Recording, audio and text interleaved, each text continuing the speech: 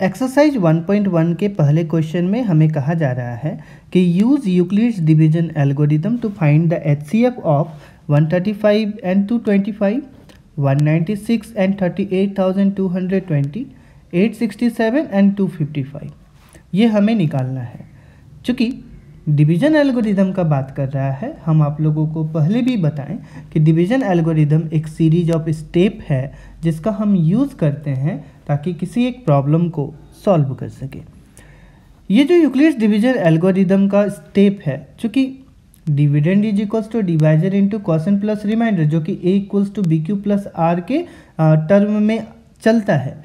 जब डिजिट्स छोटे होते हैं तो उनको निकालना आसान होता है, लेकिन जब डिजिट्स बड़े हो जाते हैं तो ये जो क्वेश्चन है ये टाइम टेकिंग होता है। तो टाइम टेकिंग को हम लोग कम करने के लिए लॉन्ग डिवीजन मेथड का हम लोग क्या करते हैं, पहले यूज़ करते हैं एंड डायरेक्टली उसको अप्लाई कर देते हैं। लॉन्ग डिवीजन मेथड आप कैसे अप्लाई करोगे, चलिए आपको बताते हैं। सबसे पहले 135 और 225 का हमें एचसीएफ निकालना है, तो हम यहाँ पे 135 को डिवाइजर ले लेंगे और 225 को डिविडेंड ले लेंगे। 135 1 जा 135, सब्ट्रैक्ट करेंगे, it will be 0 and here 9। अब लॉन्ग डिवीजन टेक्निक में हम लोग जानते हैं कि जब जो रिमाइंडर है डिविजर से छोटा हो जाता है तो वैसे केसेस में जो रिमाइंडर है वो बन जाता है डिवाइजर, और जो डिवाइजर पहले था वो डिविडेंड बन जाता है। तो यहाँ पे हो जाएगा 135, 91 जा 90 and then we will subtract it, here 5 here 4, 45 यहाँ पे 90, 45 2 जा 90, देन सब्ट्रैक्शन करेंगे, here it will be 0। So we can write, अब हम लोग इसको लिख सकते हैं by using the Euclid's division algorithm. तो लिखेंगे बाय यूक्लिड्स डिवीजन एल्गोरिदम,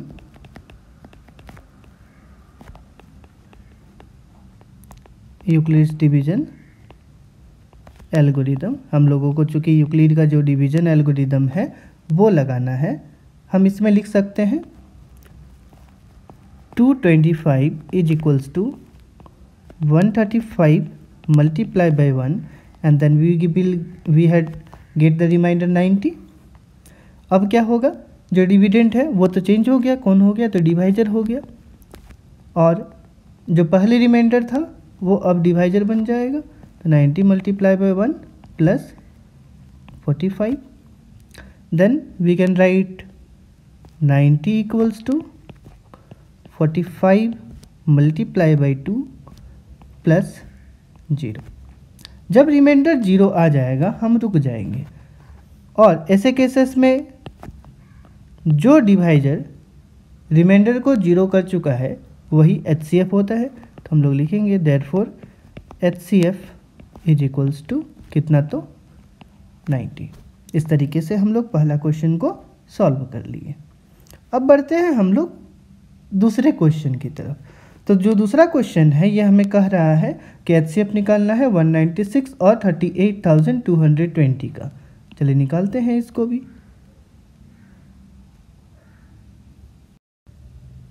तो सेकंड क्वेश्चन में भी हम वही प्रोसेस अपनाएंगे जो पहले वाले में किए थे। यहाँ पे हम लोग लिखेंगे 196 और यहाँ लिखेंगे 38,220।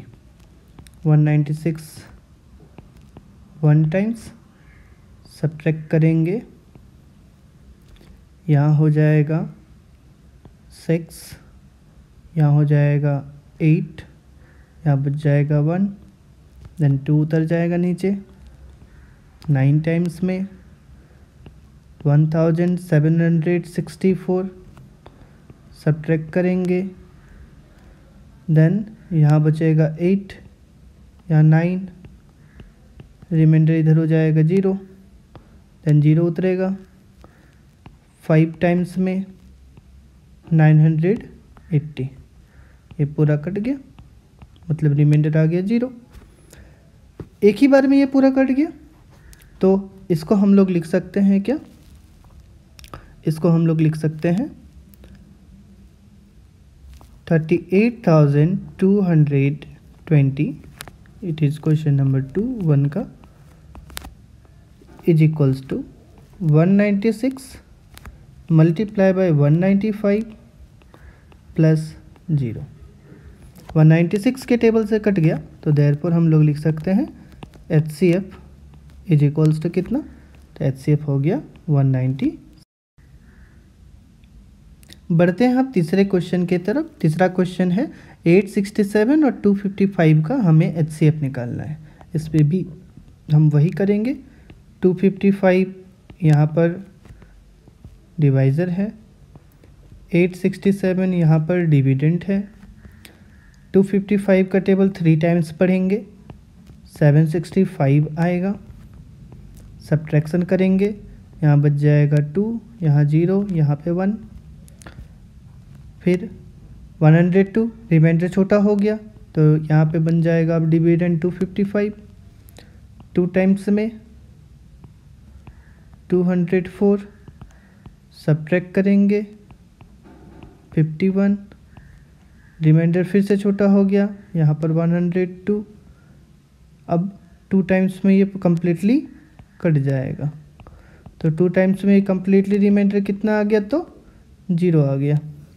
अब इसको हम लोग फिर उसी तरीके से लिख सकते हैं, बाय यूक्लिड्स डिवीजन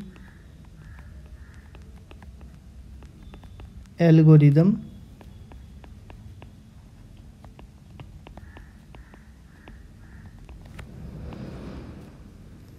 यहाँ हो गया मेरा 865 दैट इज़ डिविडेंड, 255 इंटू 3 और रिमाइंडर कितना बचा था 102।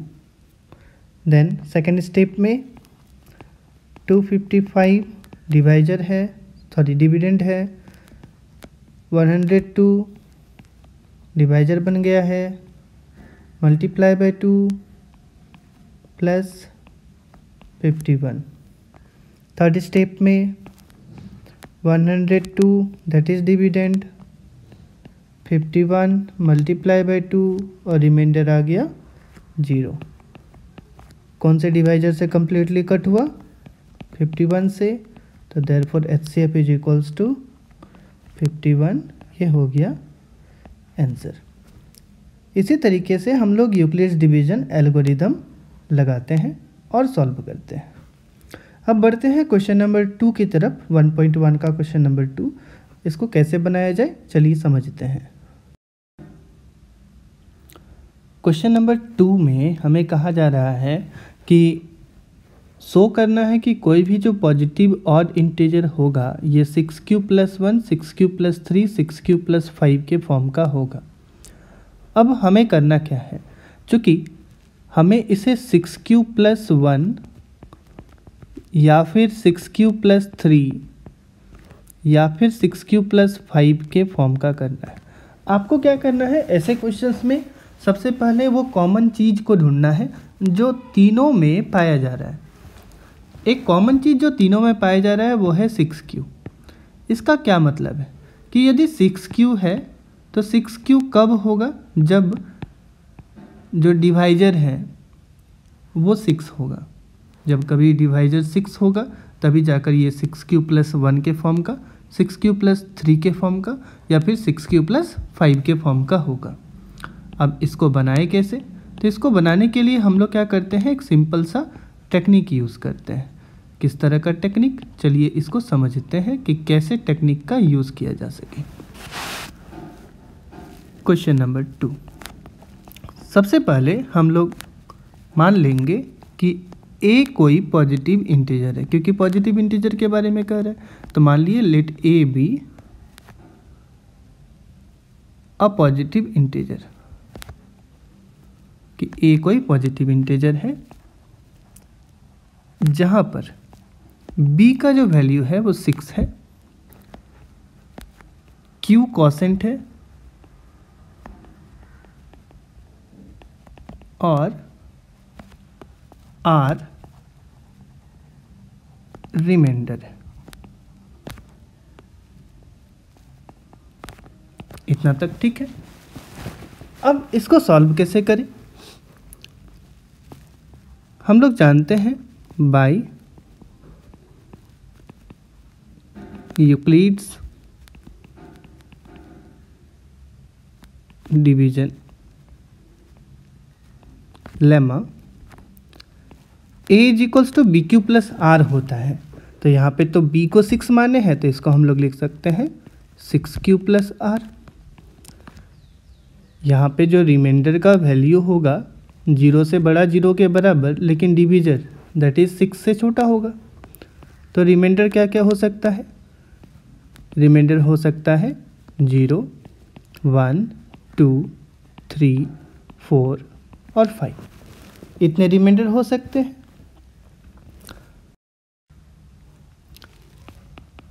जब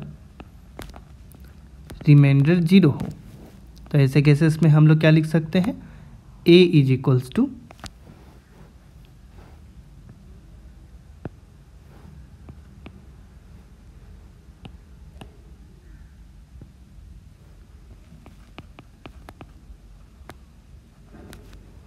जब रिमाइंडर 0 हो तो ऐसे केसेस में हम लोग लिख सकते हैं a is equals to 6q plus 0 यानी कि 6q। अब आपको इसको समझना है कि यदि q का वैल्यू 1 रखा जाए तो वैल्यू कितना होगा? 6 होगा। यदि a का वैल्यू यदि 6q है और यदि q का वैल्यू हम 1 रखें तो 6 इंटू 1 तो 6 हुआ। 6 इंटू मान लेते हैं q का वैल्यू कभी 2 हो जाए तो 12 हो जाएगा, 3 हो जाए तो 18 हो जाएगा। इसका मतलब कि q का कोई भी ऐसा वैल्यू जब हम उसमें पुट कर रहे हैं तो क्या पता चल रहा है कि रिमाइंडर 0 रखने पर ये जो 6q है वो किसको इंडिकेट कर रहा है? इवन इंटीजर को, और इंटीजर को नहीं। तो हम लोग इसको लिखेंगे इवन इंटीजर। ठीक है, बात समझ आया?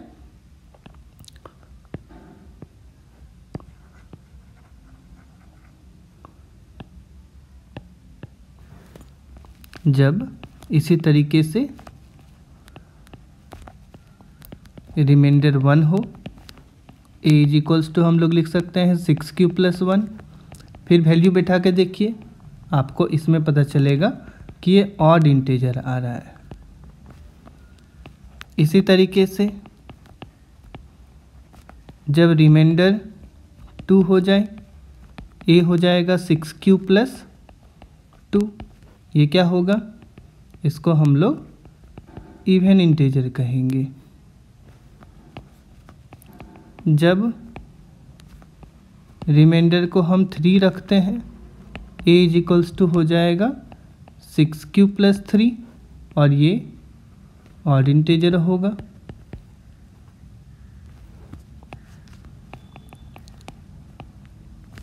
जब रिमाइंडर को हम 4 रखेंगे, a is equals to 6q plus 4, ये क्या होगा? ये अभी होगा even integer.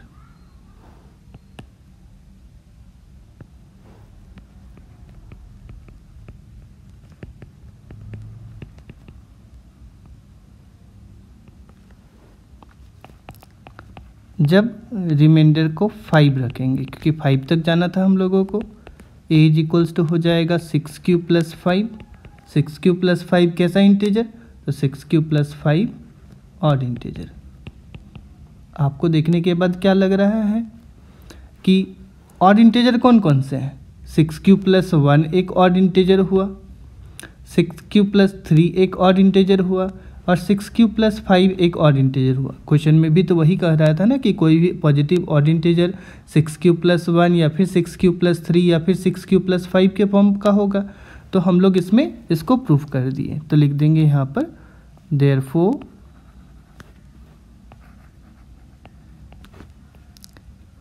any positive odd integer is of the form of 6q plus 1, 6q plus 3 and 6q plus 5। यही तो करना था, तो हो गया सॉल्व। इसी तरीके से हम लोग क्वेश्चन को, ऐसे क्वेश्चंस को जनरली बनाते हैं। अब बढ़ते हैं हम लोग क्वेश्चन नंबर 3 की तरफ कि क्वेश्चन नंबर 3 हमें क्या कह रहा है। और क्वेश्चन नंबर 3 पे कह रहा है कि एक आर्मी कंटिंजेंट है जिसमें 616 मेंबर्स को प्लेस करना है। 616 मेंबर्स जो है वो एक आर्मी बैंड जो 32 मेंबर्स का है एक पैरेड में, उस पे वो मार्च कर रहा है। जो दो ग्रुप्स हैं यहाँ पर, एक 616 मेंबर्स का और एक 32 मेंबर का जो पैरेड में हिस्सा लिए हैं, वो इस तरीके से होने चाहिए कि सेम नंबर में कॉलम्स रहे। तो मैक्सिमम नंबर ऑफ कॉलम्स हमको बताना है। मैक्सिमम नंबर ऑफ कॉलम्स का बात कर रहे हैं, इसका मतलब हमें क्या निकालना होगा, HCF निकालना पड़ेगा। थर्ड में हम जब HCF निकालेंगे 616 और 32 का, सबसे पहले हम आपको पहले भी बोले थे कि ऐसे क्वेश्चंस के लिए पहले आप प्रॉब्लम को सॉल्व कर लीजिए, है ना। इससे क्या होगा, आपको क्वेश्चन को बनाने में आसानी पड़ेगा, है ना। 632 1 जा 32, सब्ट्रैक्ट करेंगे तो यहाँ पे बचेगा 9, यहाँ पे 2, यहाँ 6। 32 का टेबल 9 टाइम्स पढ़ेंगे तो ये हो जाएगा 288। सब्ट्रैक्शन करेंगे, यहाँ बचेगा 8। अब 32 नीचे आ जाएगा, 8 4 जा 32, कैंसिल, 0 आ गया। मतलब हम इसे लिख सकते हैं 616 equal to 32 multiply by 19 plus कितना, तो 8। 32 equals to 8 multiply by 4 plus 0। Therefore maximum number of columns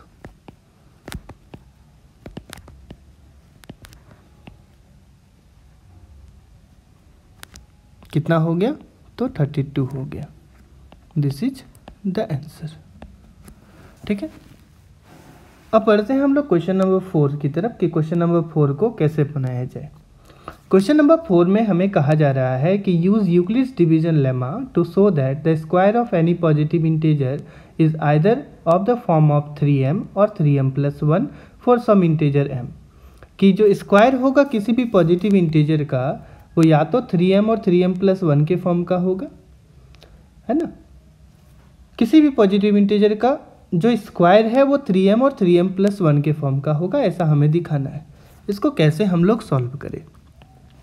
इसको सॉल्व करने के लिए सबसे पहले हम लोग क्या करते हैं, मान लेते हैं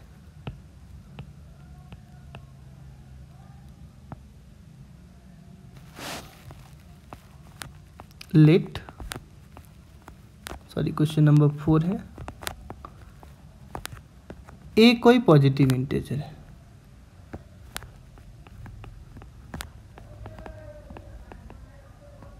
मान लिए कि ए कोई पॉजिटिव इंटीजर है जहां पर चूंकि 3m और 3m+1 के फॉर्म पे करना है, तो बी को हम लोग मान लिए 3।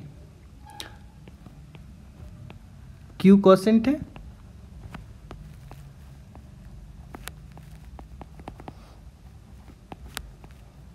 और आर रिमाइंडर है।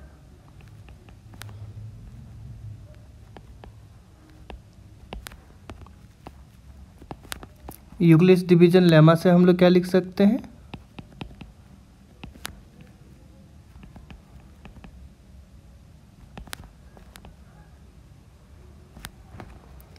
ए is equals to 3q plus R, जहाँ पे आर का जो वैल्यू होगा 0 से बड़ा 0 के बराबर, लेकिन डिवीजर दैट इज 3 से छोटा होगा। तो रिमाइंडर क्या क्या हो गया, रिमाइंडर हो गया 0 1 और 2। अब हम लोग यहाँ पे 3 केस देखेंगे जब रिमाइंडर कितना हो जाए, 0 हो जाए। जब रिमाइंडर 0 है तब ऐसे केसेस में a इज इक्वल्स टू हम लोग लिख सकते हैं 3q प्लस 0 यानी कि 3q। क्वेश्चन में बोल रहा था square of any positive integer, यहाँ पे पॉजिटिव इंटीजर कौन है, पॉजिटिव इंटीजर है a, तो उसका स्क्वायर करना होगा। जब LHS की तरफ स्क्वायर करेंगे तो RHS की तरफ भी हमें क्या करना होगा, स्क्वायर करना पड़ेगा। ये हो गया a स्क्वायर, ये हो गया 9q स्क्वायर। इसको हम लोगों को 3m के फॉर्म पे करना है, तो 3 इंटू 3q², इसको हम लोग लिख सकते हैं 3m, और हम लोग मान लिए कि let 3q² is equals to m। m क्या है? कोई एक वेरिएबल क्वांटिटी है ना। इसी तरीके से जब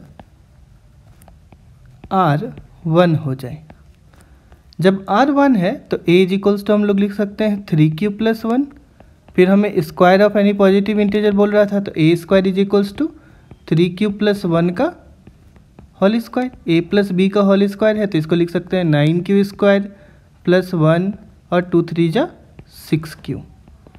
इसको हम लोग लिख सकते हैं क्या, क्योंकि हम लोगों को 3m+1 के फॉर्म पे करना है, तो 9q² और 6q को आगे लेते आते हैं और 1 को बाद में रख देते हैं।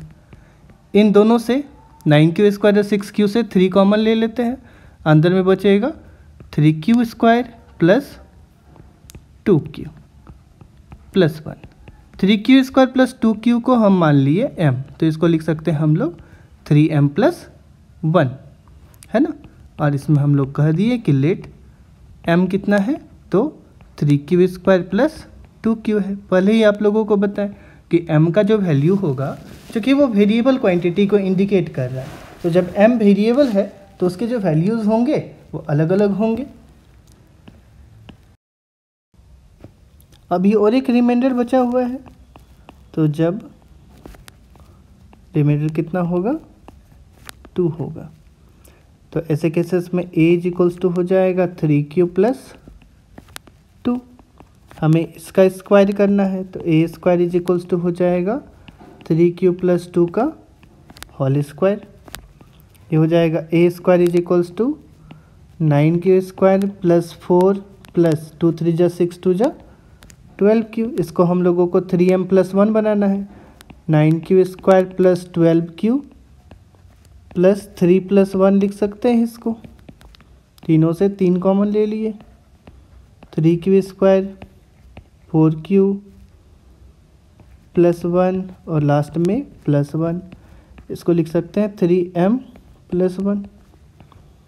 हम लोग यहाँ मान लिए कि जो m है वो कितना है 3q² + 4q + 1 है, ठीक है। क्योंकि m का जो है डिफरेंट वैल्यूज़ हो सकता है, इसलिए हम इसको ले सकते हैं। तो हम लोगों को क्या पता चल गया, so square of any positive integer is of the form of 3m और 3m+1। इधर बोल रहा था हम लोगों को, सॉल्व हो गया, सो करना था तो हो गया सोल्व। ऐसे करके हम लोग क्वेश्चन नंबर 4 को बना सकते हैं। अब बढ़ते हैं क्वेश्चन नंबर 5 की तरफ, लास्ट क्वेश्चन।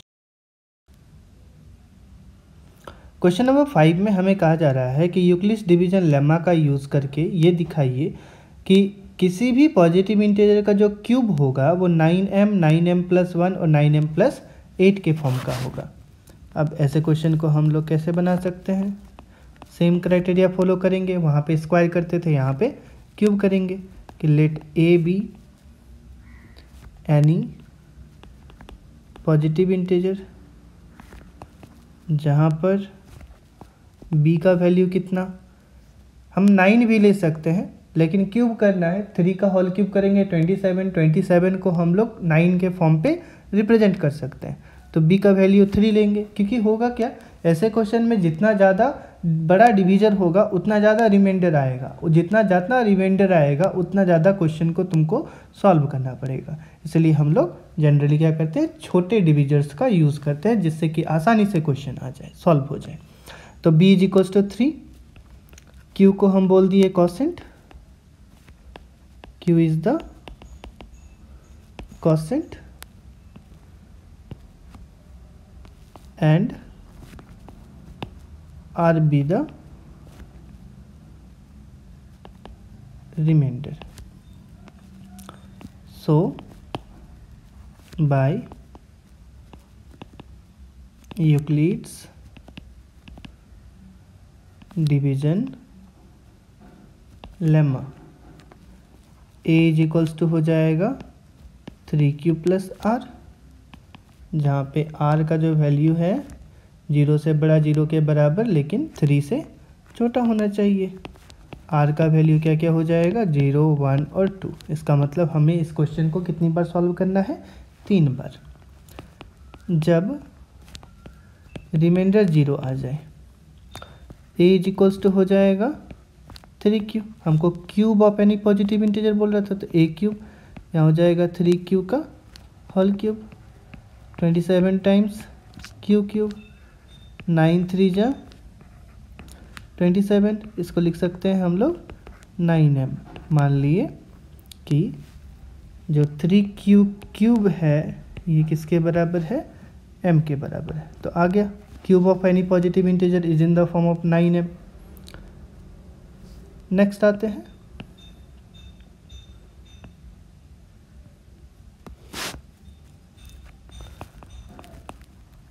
जब रिमाइंडर कितना हो जाए 1, ए इज इक्वल्स टू हो जाएगा 3q प्लस 1, क्यूब करना है होल क्यूब, ए प्लस बी का होल क्यूब ए क्यूब बी क्यूब, यानी कि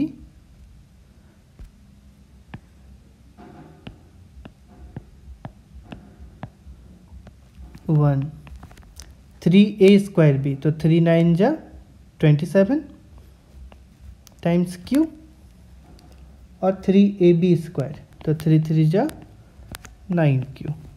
9m प्लस 1 के फॉर्म का करना है तो 1 को बाहर रहने देंगे। 27 times q cube, 27q 9q, 1 को बाहर, 9 कॉमन, 3q क्यूब 3q 1 बाहर, ये हो जाएगा 9m प्लस 1। मान लिए m कितना 3q cube plus 3q plus 1, remainder 2, a is equals to 3q plus 2 का ए क्यूब हो जाएगा 3q प्लस 2 का whole cube, 27 times q cube 8, 3a square b, 3 3 जा 9, 9 3 जा 27, 2 जा 54 क्यू स्क्वायर, है ना। देन 3ab स्क्वायर, है ना, तो 3 3 जा 9, 9 4 जा 36 टाइम्स क्यू, ये कितना हो जाएगा। हमको इसको करना है किस टर्म पे, तो 9m प्लस 8 के फॉर्म पे, है ना।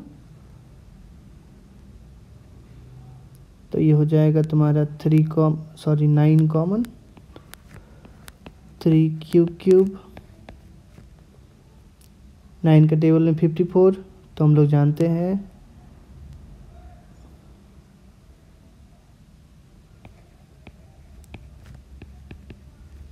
ये हो जाएगा 4q plus 8, 9m plus let m is equals to 3q cube plus 6q square plus 4q। इस तरीके से cube of any positive integer is in the form of 9m, 9m plus 1, 9m plus 8। यही show करना था, हो गया should.